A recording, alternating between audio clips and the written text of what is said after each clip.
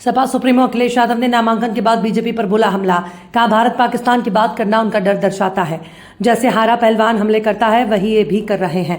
बोले अखिलेश यादव जीतने के बाद शुरू करवाऊंगा रुका हुआ विकास। सपा सुप्रीमो ने की रूठे हुए से भी साथ आने की अपील। आखिरी वक्त में अखिलेश यादव ने कन्नौज से लड़ने का किया है ऐलान। 64 में सपा प्रत्याशी के रूप में पर्चा भर किया नामांकन।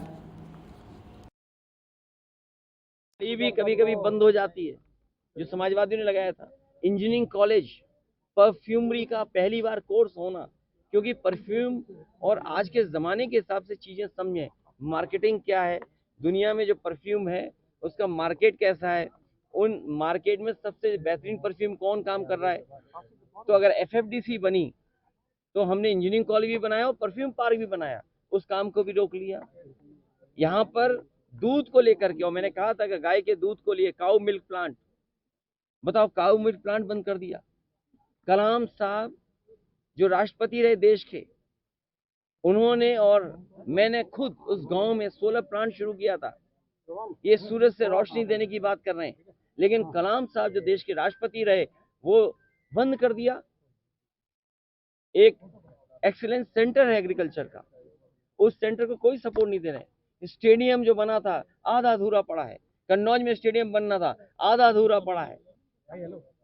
तो मैं कितनी बातें बताऊं, कितने विकास के काम जो कन्नौज को सीधे सीधे पहुंचे थे। मेडिकल कॉलेज, क्या गरीबों का इससे इलाज नहीं होता? पैरामेडिकल, नर्सिंग कॉलेज, सोचिए आज भी अगर आप जाएं तो कार्डियोलॉजी में आप जाकर के अपना हार्ट नहीं दिखा सकते। अगर आप जाएं मेडिकल कॉलेज में और अगर किसी को कैंसर है, प्राइमरी सेकेंडरी टर्शरी, और अगर उसको फर्दर इलाज की जरूरत पड़े, तो वो जो कैंसर इंस्टीट्यूट बनाई थी या उसका एक डिपार्टमेंट बनाया था, वो डिपार्टमेंट बंद पड़ा हुआ है। कैसी सरकार है सोचो। इसलिए बीजेपी की जो नकारात्मक राजनीति है वो खत्म होगी और भाईचारे की, प्रेम की और हमारे समाजवादियों की सादगी का एक दौर शुरू होगा, जो कन्नौज में विकास और खुशहाली लाने का काम करेगा।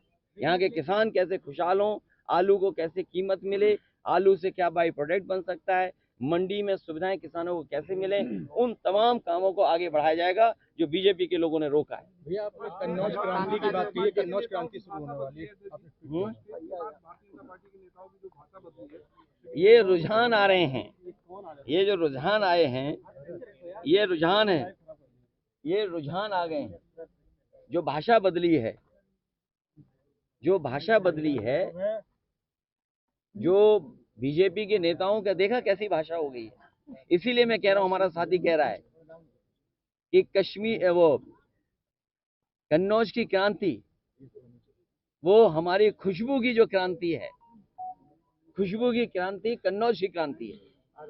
खुशबू फैले, सुगंध फैले, एक दूसरे से मोहब्बत बढ़े, प्यार बढ़े, एक दूसरे का कारोबार बढ़े, ये कन्नौज क्रांति है। भाजपा सांसद ध्रुव पाठक का बयान आया है, भारत और पाकिस्तान का मैच होगा। आप चुनाव में आया था।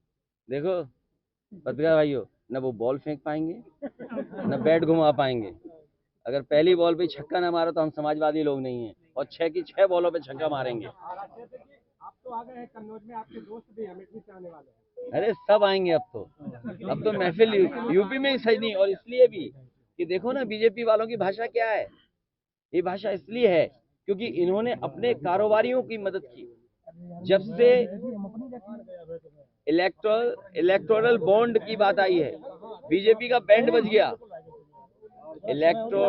इलेक्टोरल बॉन्ड आने के बाद क्या इनका बैंड नहीं बज गया? पहले और इस चुनाव में कितना अंतर मानते हैं? हाँ, पहले आप पहला चुनाव लड़ने आए, इसके बाद अब आए चुनाव लड़ने। हाँ ठीक बात। ये हमारा पत्रकार साथी सही सवाल पूछ रहा है भैया बीजेपी वाले कि पहले चुनाव में और इस चुनाव में क्या देख रहा हूँ। वो चुनाव नेताजी हम लोगों को लेकर के आए थे और इस क्षेत्र के लिए मैं नया था।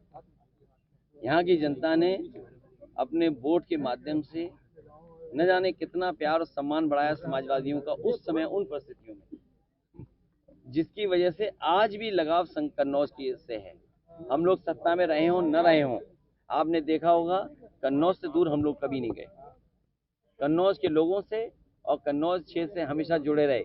और कन्नौज से अगर लगाव ना होता तो क्या दुनिया की सबसे बेहतरीन सड़क यहीं बनाते हैं?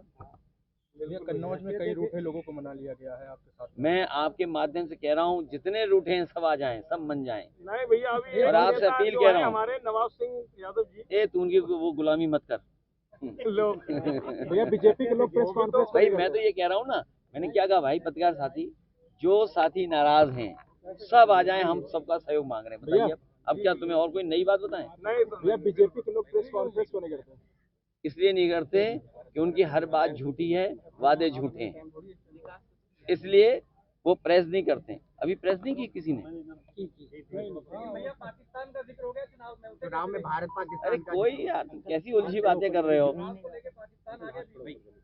ये घबराए हुए लोग हैं, डरे लोग। कभी पहलवान को देखा आपने? जब वो पहलवान कुश्ती हारने लगता है तो हारता हुआ पहलवान क्या ना करे, कभी लंगोट खींचता है, कभी काटने लगता है।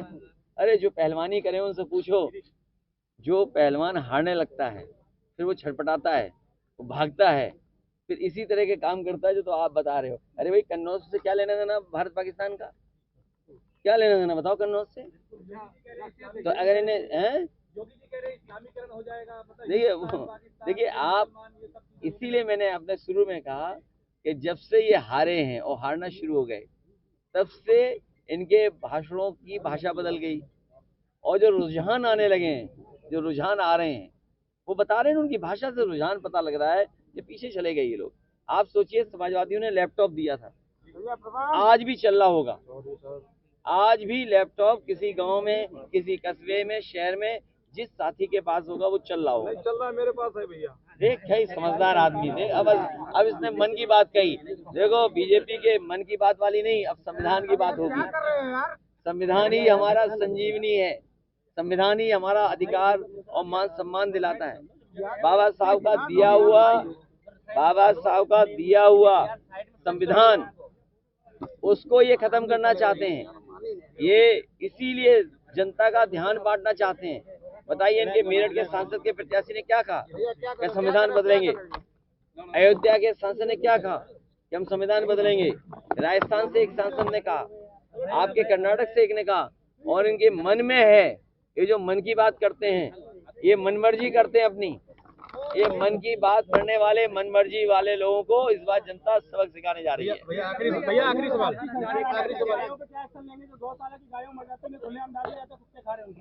उस पे आप जो सुझाव दोगे मानूंगा।